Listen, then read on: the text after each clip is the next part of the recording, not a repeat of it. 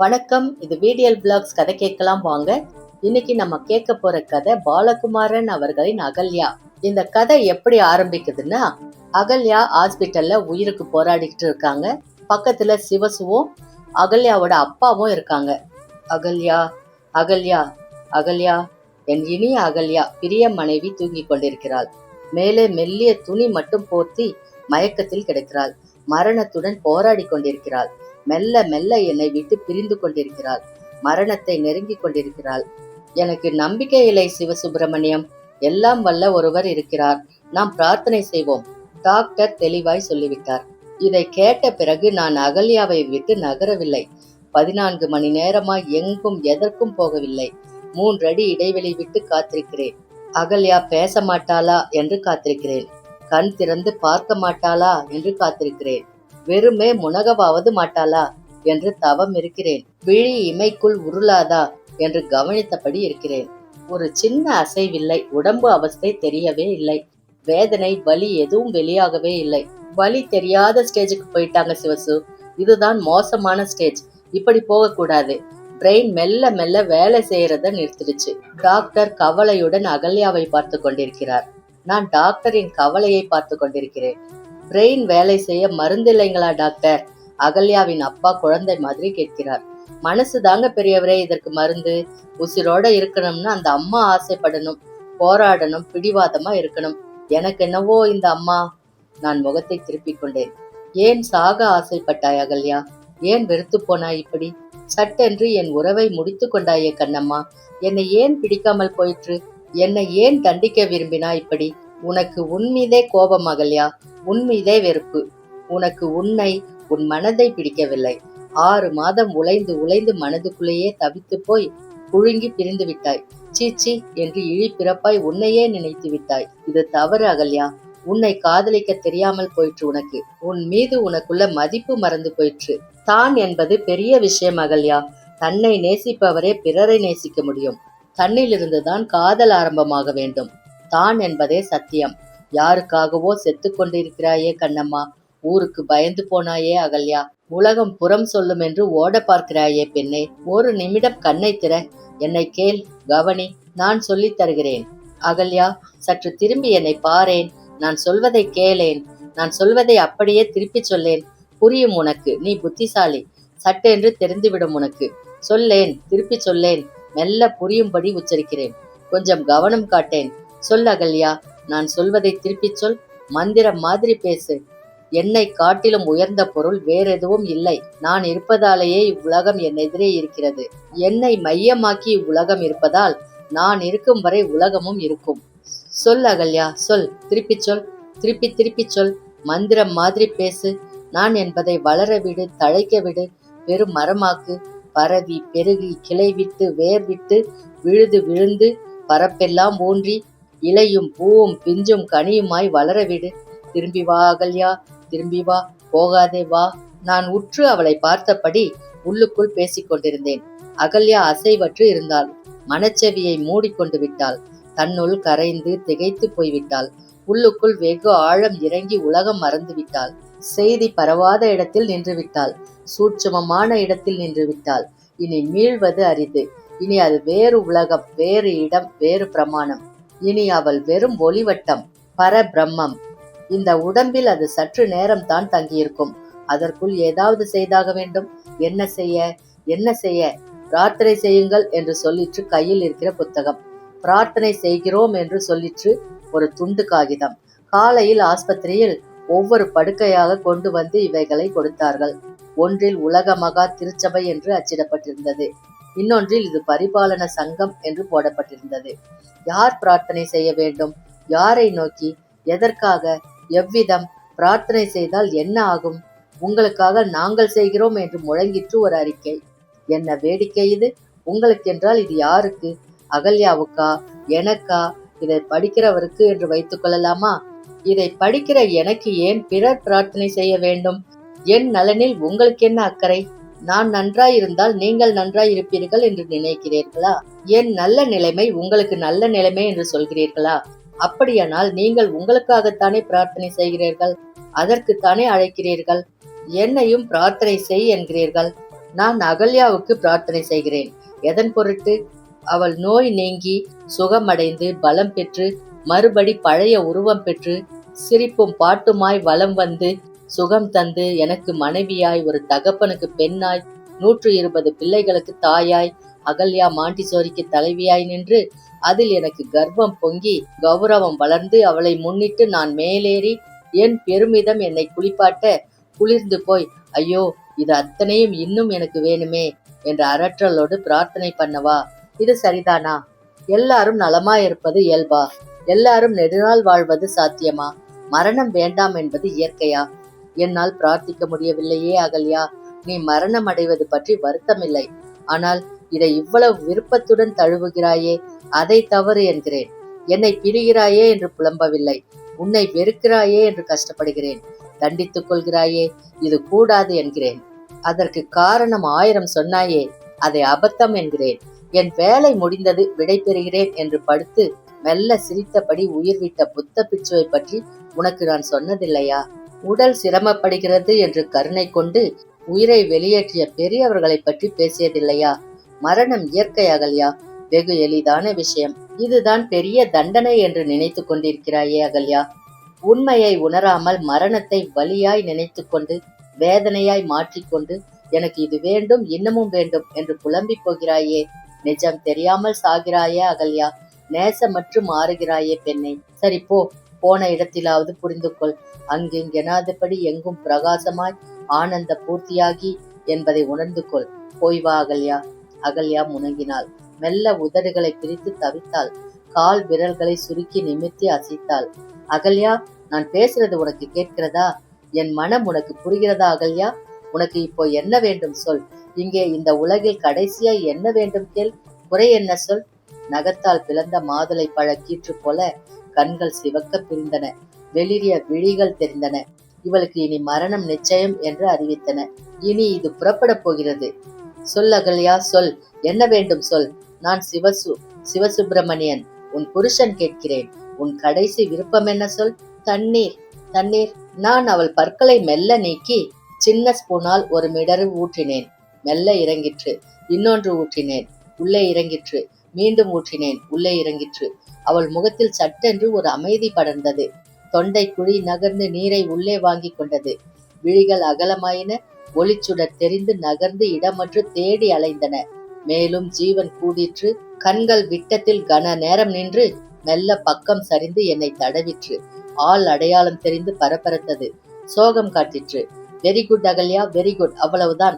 உணர்வுடன் இரு அகல்யா, மயக்கமற்று இரு. சொல், என்ன வேண்டும் சொல். உதடுகள் கூடி கூடி என்னவோ செய்தி சொல்லின. பாட்டு பாட்டு பாட வேண்டுமா? என்ன பாட்டு அகல்யா? எது பற்றி பாட வேண்டும் சொல். ஏதேனும் என்கிற மாதிரி உதடும் தலையும் அசைந்தன, பாவம் காட்டின. நான் அவசரமாய் இந்து பரிபாலன சங்கம் கொடுத்த புத்தகத்தை பிரித்தேன்.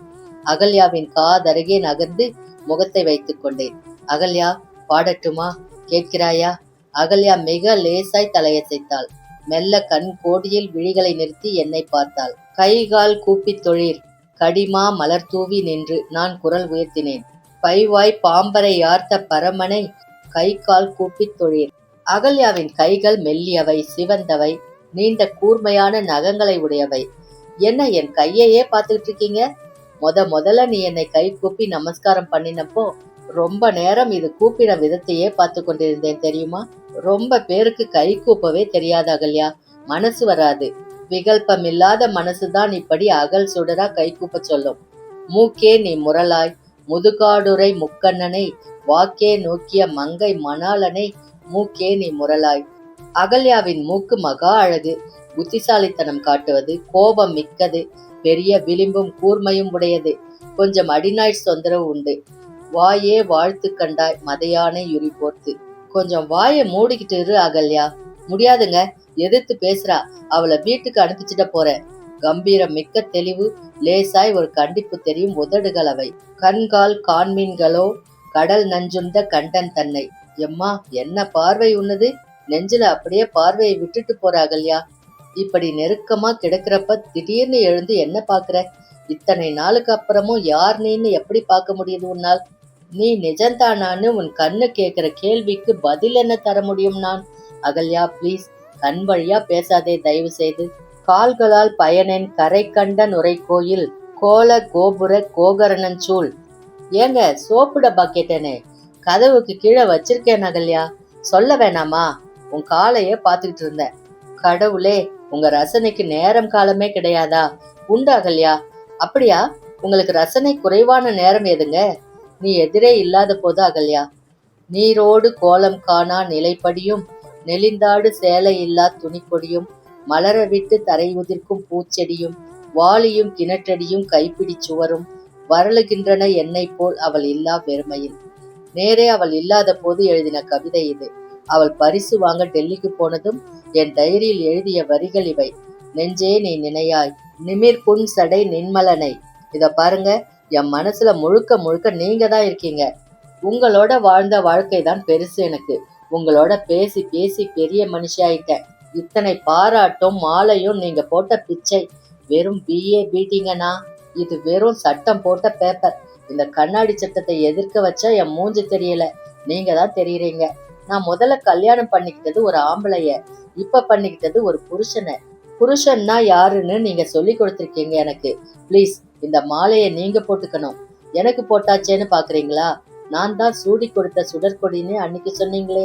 என்னைக்கு விடோ ரீமேரேஜுக்கு பாராட்டு பத்திரம் வேணாம்ட்டீங்களோ அன்னைக்கு தெரிஞ்சு போச்சு உங்க மனசு முழுவதும்.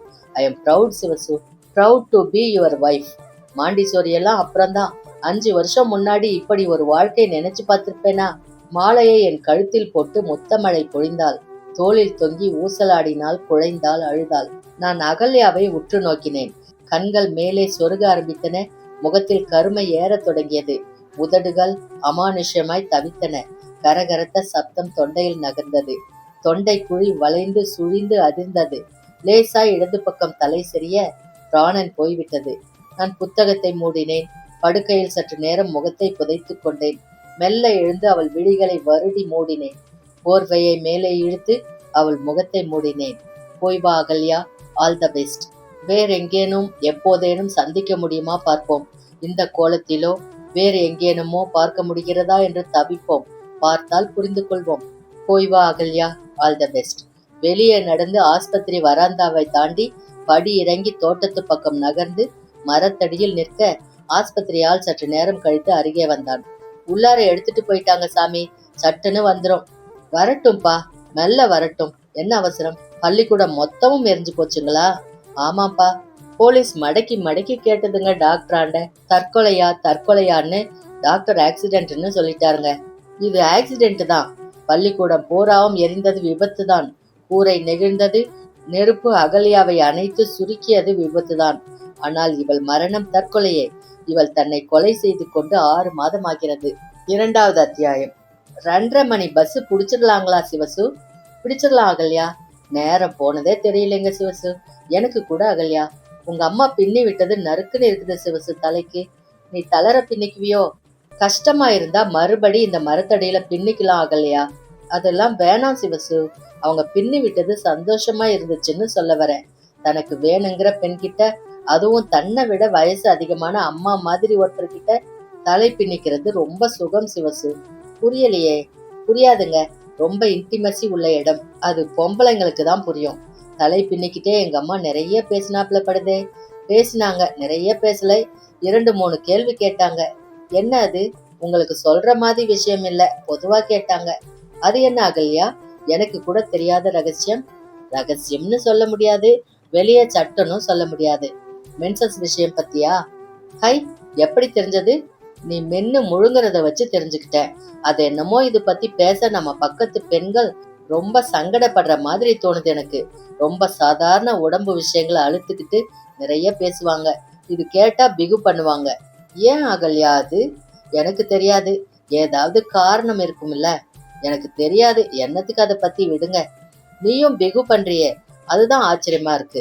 பிகு இல்லைங்க, அசிங்கம். எதுக்கு புறப்படும் போது? தப்பு அகல்யா, இது ரொம்ப முக்கியமான விஷயம். எல்லா வளர்ந்த ஆணுக்கும் தெரிய வேண்டிய விஷயம் அகல்யா. இதோட வேதனை, இது கொடுக்கிற அயற்சி, இந்த நாட்கள்ல இருக்கிற பயம், பெண்ணோட மனநிலை நம்ம ஆண்களுக்கு நிச்சயம் தெரியணும். அடடா, அத்தனை சிரமமா உனக்கு? தெரியாம போச்சே. இப்ப போய் முரட்டுத்தனமா பேசுறமே, வேலை வாங்குறமே, இன்னும் நல்லா ட்ரீட் பண்ணணும்னு தெரியாம முகத்தை சுழிக்க வச்சிடுறீங்களே, அது கொஞ்சம் அருவருப்பு தாங்க. நோ, தப்பு அகல்யா. ஐயோ பாவம்னு தான் படுது எனக்கு. அழகு அழகு கொள்ளை அழகுன்னு பொம்பளைங்களை வர்ணிக்கிறீங்களே, அவளுக்குள்ள மாசம் தவறாம இப்படி ஒரு இம்சை இருக்கு.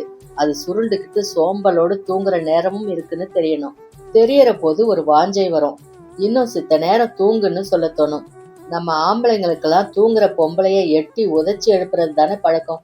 இது தெரியாம தான் எட்டி உதைக்கிறானோ, இது கூட தெரியாம தான் இம்சப்படுத்துறான். தெரிஞ்ச நீங்க என்னவா மாறிட்டீங்க. இது தெரிஞ்ச உடனே நல்ல வேலை பொம்பளையா பிறக்கலைன்னு பட்டது. யோசனை பண்ணி பார்த்தப்போ இது வம்ச விருத்தியோட சம்பந்தப்பட்ட விஷயம். உள்ளுக்குள்ள ஒரு உயிரை தாங்கிக்கிற உடம்பு படுற ஆயத்தம் அவஸ்தைன்னு நினைக்கிறப்போ ரொம்ப மென்மையா பெண்களை இப்போ நடத்தணும்னு தெரிஞ்சது. உங்களை நான் என்னவோன்னு நினைச்ச சிவசு, நிஜமாவே நீங்க ரொம்ப கிரேட். அப்படியெல்லாம் ஒண்ணுமில்ல அகல்யா. நிச்சயமா சில பொம்பளைங்களுக்கு கூட இது என்னன்னு முழுசுமா புரியாது. அப்படியா? ஆமா சிவசு, என்னடி எழவுன்னு தான் அழுத்துக்குவாங்க. ஆனா இன்னொரு விஷயம் அகல்யா, சொல்லுங்க.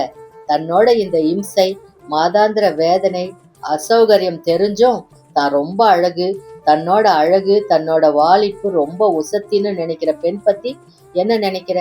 ஐயோ, எல்லா பொம்பளைக்கும் தன்னோட லட்சணம் பத்தி நல்லா தெரியும். வெளிய பகட்டுக்காக மறைச்சு ஆம்பளைய மயக்கிறதுக்கு அழகா காட்டுதுங்க. Very good. உனக்கு இது தெரிஞ்சா சரிதான். என்னத்துக்கு வெரி குட்? இது தெரிஞ்ச பிறகு புத்தி விஷயத்துக்கு சுலபமாய் போயிடலாம். அழகை விட மனசுதான் முக்கியம்னு மேல நடந்துடலாம். அழகு அழகுன்னு உட்கார்ந்துட்டா சிரமம்தான். நம்ம புத்தி விஷயத்துக்கு நகர்ந்துட்டோமா? எனக்கு அப்படிதான் படுது. எதை வச்சு சொல்றீங்க?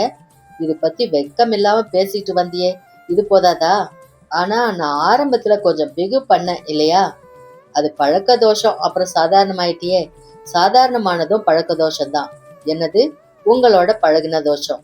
அடிச்சக்க, மயக்க ஆரம்பிச்சிட்ட போல இருக்கு. நானா? உங்களையா மயக்கிறதா?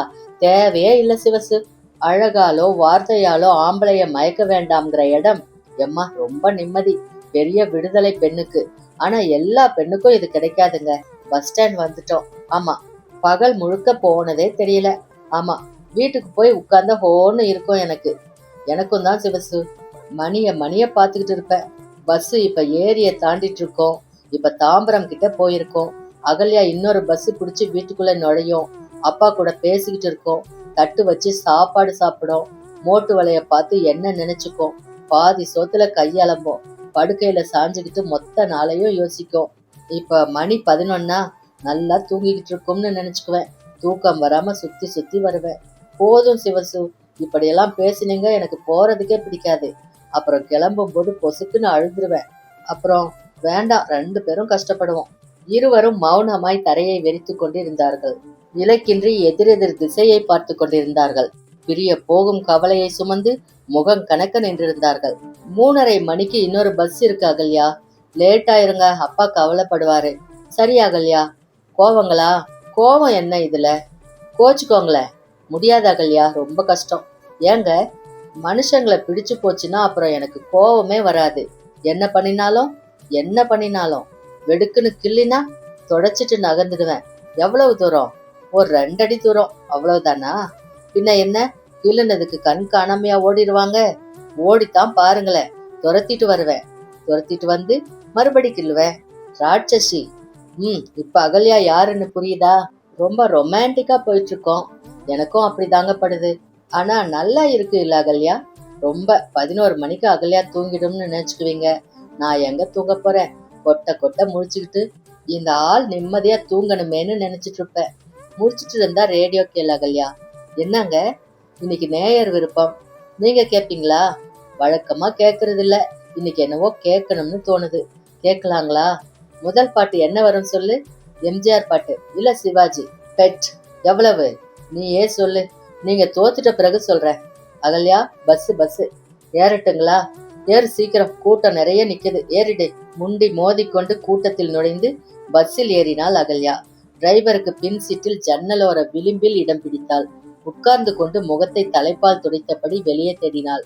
இங்க இருக்கேன் அகல்யா. அவன் பஸ்ஸை சுத்தி வந்து அவள் அமர்ந்த ஜன்னல் பக்கம் நின்றிருந்தான். தொலைவில் நின்றிருந்த ஒரு பையனிடம் கை காட்ட அந்த பையன் 2 துணி பைகளை கடையிலிருந்து எடுத்துக்கொண்டு ஓடி வந்தான். இந்தா அகல்யா, வாங்கிக்க. என்னது இது? உளுத்தம் பருப்பு, இதுல கொஞ்சம் காய்கறி. எதுக்கு இவ்ளோ பருப்பு காய்கறி? நம்ம நிலம் தோட்டம் குத்தகைக்கு விட்டிருக்கிறதா சொன்னீங்க. ஆமா, அதனால என்ன, நம்ம நிலம் தானே. எதுக்கு சிவசு இதெல்லாம்? நான் செங்கல்பட்டுக்காரன், உன்ன மாதிரி புஸ்தகமா தர முடியும்? இல்ல ரிப்பன் சீப்பு வாங்குறதா? இங்க கிடைக்கிறது தானே கொடுக்கணும். அப்ப 3 புஸ்தகத்துக்கு 2 படி பருப்பு, 3 கிலோ காய்கறியா? ஏன் கணக்கு சரியா வரலையா? ரொம்ப கனமா கணக்குதுங்க. எது? பையு மனசு ரெண்டும் தான். அவன் முகத்தை வேறு பக்கம் திருப்பிக் கொண்டான். கீழுதட்டை கடித்தபடி தலையை குனிந்து கொண்டான். அவள் வெளியே கை நீட்டி அவன் தலையை களைத்தாள். முகத்தை ஜன்னலோரம் பொருத்தி கொண்டு அவனை பார்த்தாள். போயிட்டு வரட்டுங்களா? சரி, உங்களை பார்த்தா அழற மூஞ்சியா தெரியுது. அதெல்லாம் ஒண்ணுமில்ல. நிஜமாவா சிவசு? போயிட்டு வரேன். சரி, 15 நாள் பொறுத்து மெட்ராஸ் வாங்க. அடுத்த வாரம் வரட்டுமா? வேணாம். ஏன் அகல்யா? நம்ம வழியில பேசின விஷயம். ஹோட்டல் சாப்பாடு தான் கிடைக்கும். அங்க வந்து ஹோட்டல் சாப்பாடு சாப்பிடுவானே. சரி, எல்லாத்துக்கும் ஒரு சரி. பிடிவாதம் பிடிங்கலாம் வருவேன்னு. அங்க வந்து நான் ஹோட்டல்ல சாப்பிட்டா உன் மனசு கஷ்டப்படும் அகல்யா. நம்மால எதுக்கு ஒருத்தர் கஷ்டம்? என் ஐயனே! அகல்யா அவன் விரல்களை பிடித்து கொண்டாள். கைய விடு அகல்யா, பஸ் கிளம்ப போகுது. போய் லெட்டர் போடு. எப்ப போட? தினம் போட. நீங்களும் போடுறீங்களா தினம் ஒரு லெட்டர்? பதில் வருதோ வரலையோ, நான் தினம் காத்தாலே எழுதுறேன். சரியா? நீங்களும் போடுங்க. சரி அகல்யா. பஸ் குலுங்கிற்று. அவன் நகர்ந்து கொண்டான். மெல்ல உரிமிற்று வலப்புறம் நகர்ந்தது. அவன் பின்னடைந்தான். கைகளை ஆட்டினான். அகல்யாவும் கையசைத்தாள். அவனையே வெறுத்து பார்த்து கொண்டிருந்தாள். அவனை கடந்து பஸ் நகர்ந்தது. ஒரு மாட்டு வண்டியின் பின்புறம் மெல்ல ஊர்ந்தது. இவன் அவளையே பார்த்து கொண்டிருந்தான். சட்டை பையை சட்டென்று தடவி காசு இருக்கிறதா என்று பார்த்து கொண்டான். ஓடத் தொடங்கிவிட்ட பஸ்ஸை தொடர்ந்து பின்புற படியில் தாவி ஏறிக்கொண்டான். பஸ் மாட்டு வண்டியை தாண்டி வேகமடைந்தது. சீறி பறந்தது. சற்று தலையை சாய்த்து பின்பக்கம் நின்றபடி அவளையே பார்த்து கொண்டிருந்தான். நேற்றைய பொழுது கண்ணோடு, இன்றைய பொழுது கையோடு, நாளைய பொழுதும் உன்னோடே, நிழலாய் நடப்பேன் பின்னோடே. உறக்க மனசு பாடிற்று. கண்ணில் காற்று தூசி தாக்க ஈரம் கசிந்தது. அடுத்த ஸ்டாப்பில் பஸ் நின்ற போது இறங்கி ஊரை பார்த்து நடந்தான். என் இனிய அகல்யா, நீ நலமாய் ஊர் சேர்ந்திருப்பாய் என்று நினைக்கிறேன். மனசு கடிதம் எழுத துவங்கிற்று. சட்டென்று மனசுக்குள் எழுதின கடிதத்தை கசக்கி கிழித்து போட்டான். அவளே முதலில் எழுதட்டும் என்று நினைத்தான். என்ன எழுதுவாள் என்று யோசித்தான். மறுநாளுக்கு மறுநாள் மாலை கடிதம் வந்தது. சிவசு சிவசு சிவசு என்று ஒரு பக்கம் முழுவதும் எழுதி நலமாய் ஊர் வந்தேன், அன்புடன் அகல்யா என்று முடித்திருந்தது. நிஜமாகவே இவள் ராட்சசிதான் என்று சிவசு நினைத்து கொண்டார். தொடரும். அது வரைக்கும் இந்த பகுதியில பார்த்தோம். அதுக்கப்புறம் என்ன நடந்துச்சுன்னு அடுத்த பகுதியில பார்க்கலாம். அது வரைக்கும் உங்களிடமிருந்து நன்றி கூறி விடைபெறுவது VDL Vlogs VDL. நன்றி, வணக்கம்.